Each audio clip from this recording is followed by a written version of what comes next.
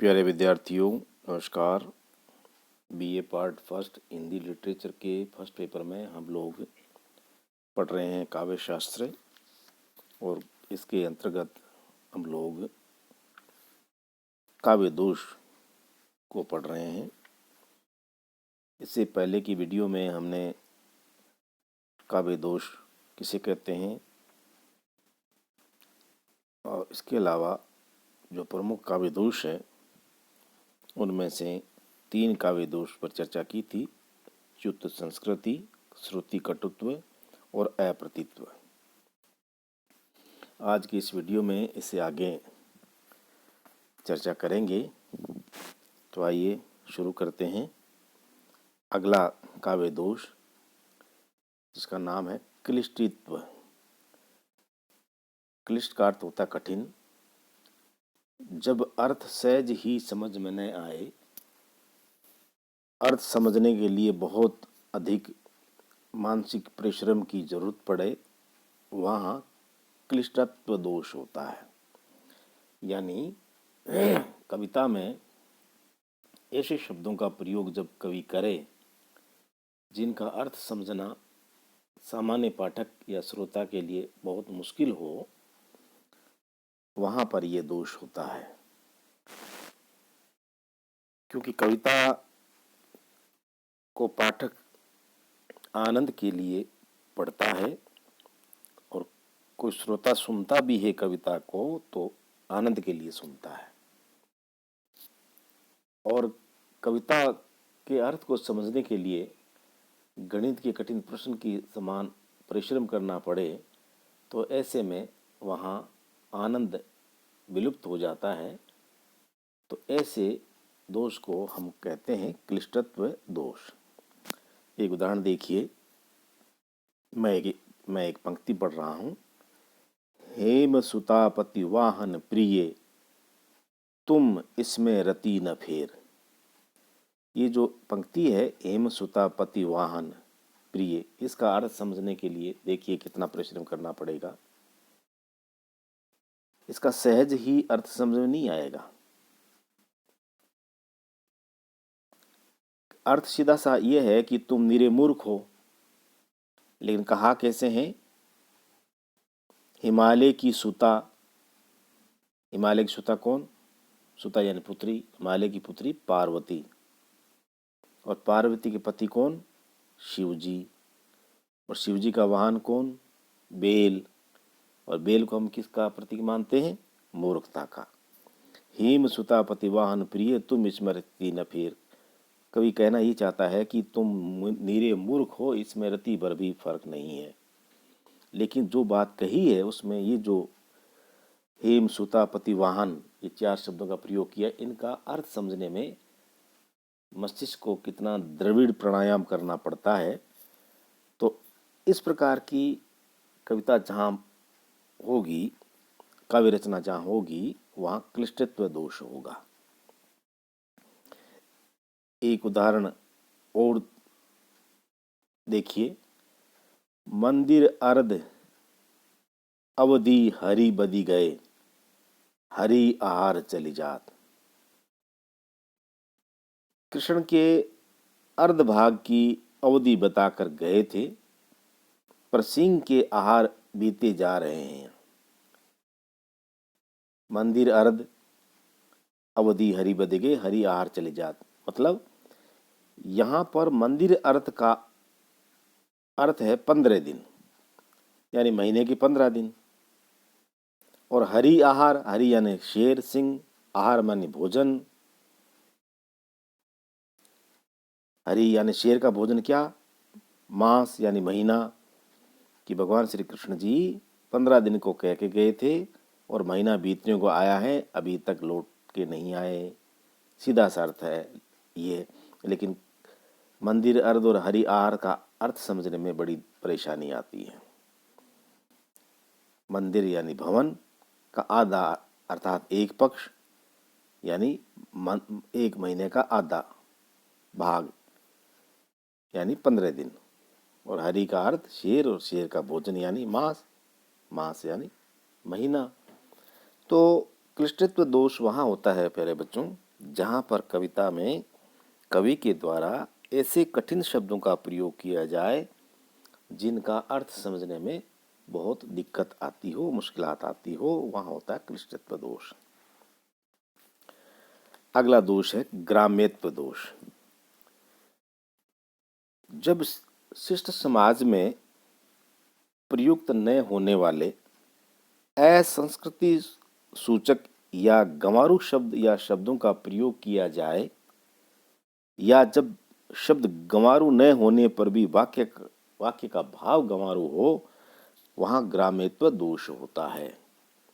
ग्राम्यत्व मतलब ग्राम की भाषा, ग्राम के मतलब अनगढ़, अपरिनिष्ठित या ऐसी भाषा जिसका प्रयोग सभ्य समाज में नहीं होता है।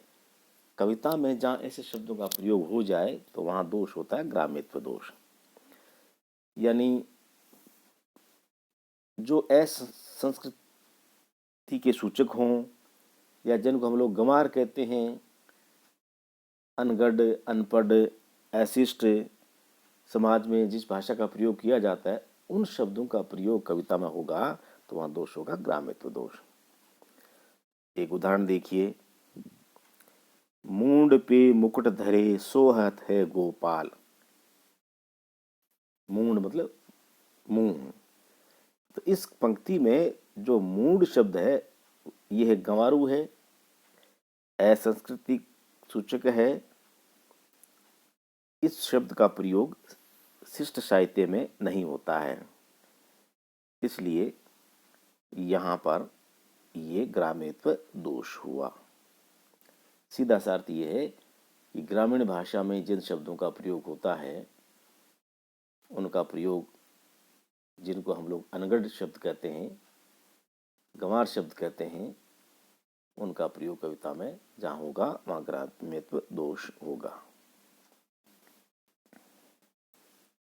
अगला दोष है अश्लीलत्व दोष। कविता में जहाँ पर अश्लील शब्दों का प्रयोग किया जाए, अश्लील का मतलब है जो लज्जायुक्त हो, जो अमंगल सूचक हो, जो जुगुप्सा यानी घृणाजनक हो, ऐसे शब्द जहाँ प्रयोग होते हों तो वहाँ अश्लीलत्व दोष होता है। जब ऐसे शब्द का प्रयोग किया जाए जो लज्जाकारी, घृणास्पद, अमंगल सूचक हों और ऐसे शब्दों का प्रयोग बहुतायत से हो कविता में, तो वहाँ पर ये दोष होता है। अश्लील दोष में शब्द या वाक्य के प्राय दो अर्थ होते हैं। एक वाच्य अर्थ जो प्रसंग में लगता है और दूसरा व्यंग्य अर्थ जो उससे ध्वनित होता है। ये दूसरा अर्थ जुगुप्सा का, लज्जा का या अमंगल का बोधक होता है।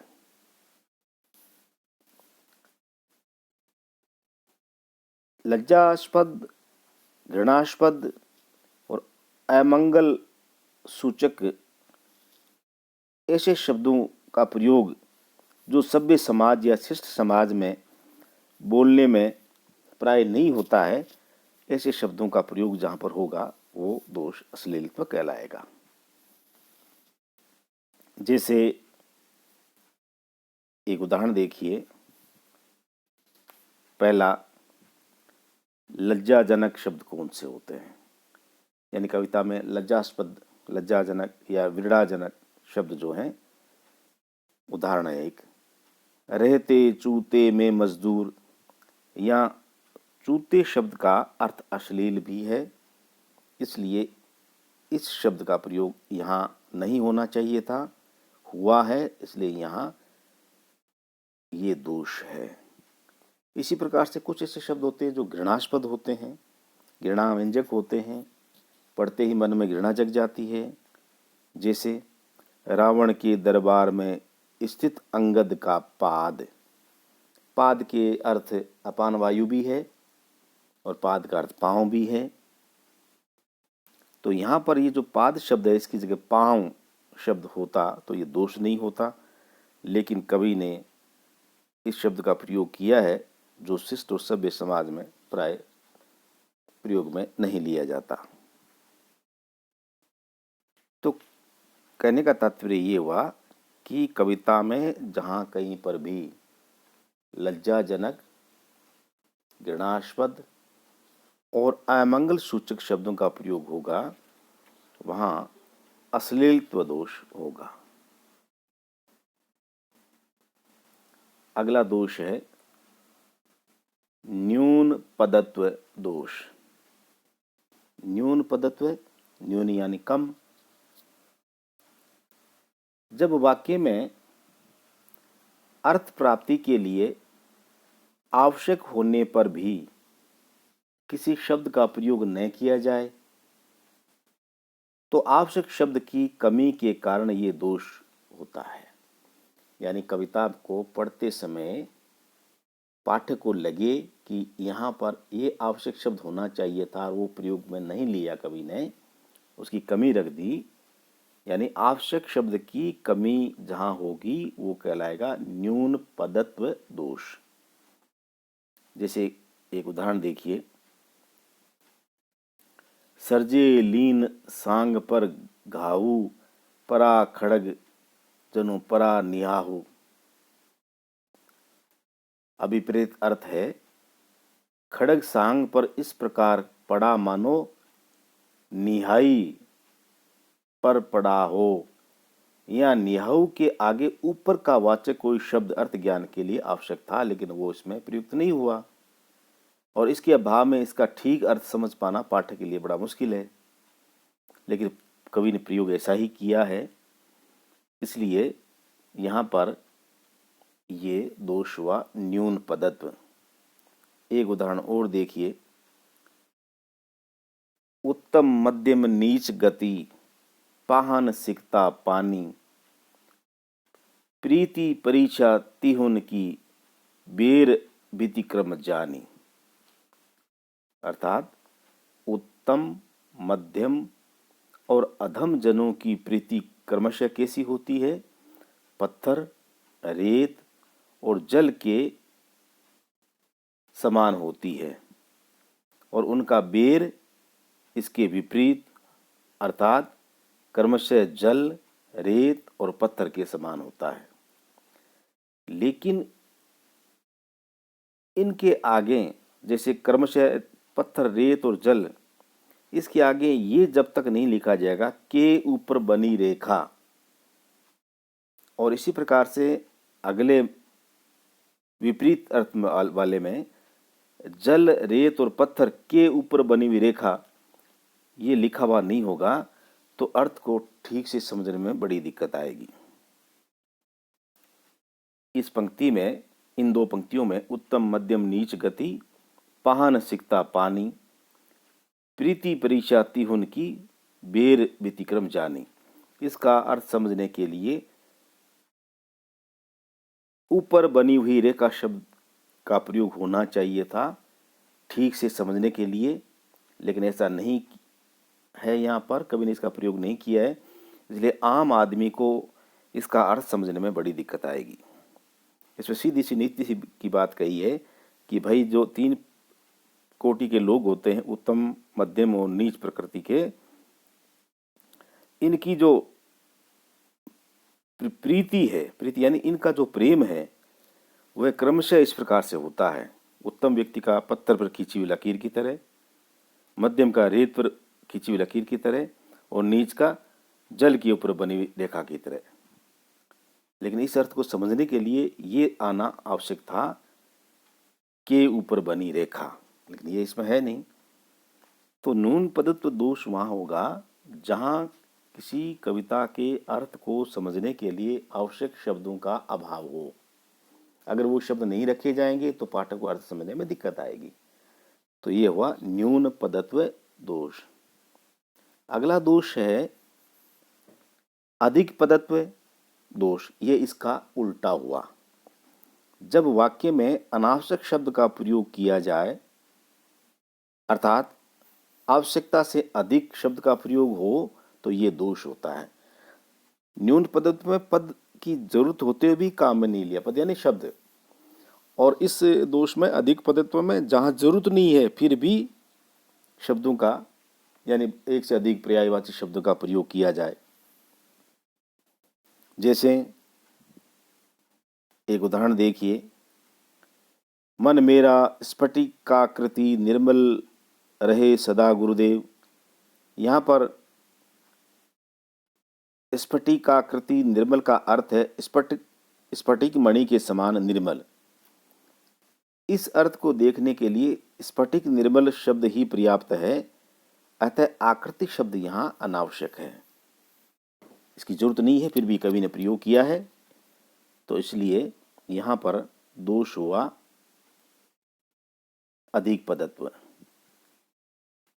इसी प्रकार से एक उदाहरण और देखते हैं, लिपटी पुष्प पराग में सनी सेद मकरंद। यहाँ पुष्प शब्द अधिक है, पुष्प यानी पुष्प फूल, क्योंकि पराग तो पुष्प का ही होता है, अतः पुष्प अधिक पद है, इसलिए इसमें यह दोष हुआ अधिक पदत्व। लिपटी पराग में सनी सेद मकरंद लिखने से भी वो पूरा अर्थ हो जाता जो ये पुष्प लिखने के बाद हुआ है। यहाँ पुष्प शब्द की आवश्यकता ही नहीं है, क्योंकि हम सब जानते हैं कि पराग जो होता है वो फूल पर ही होता है, पुष्प पे ही होता है।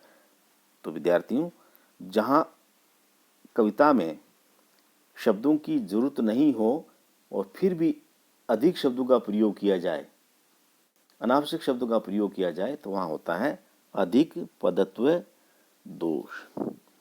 तो प्यारे बच्चों, आज हमने 4 काव्य दोषों की चर्चा की।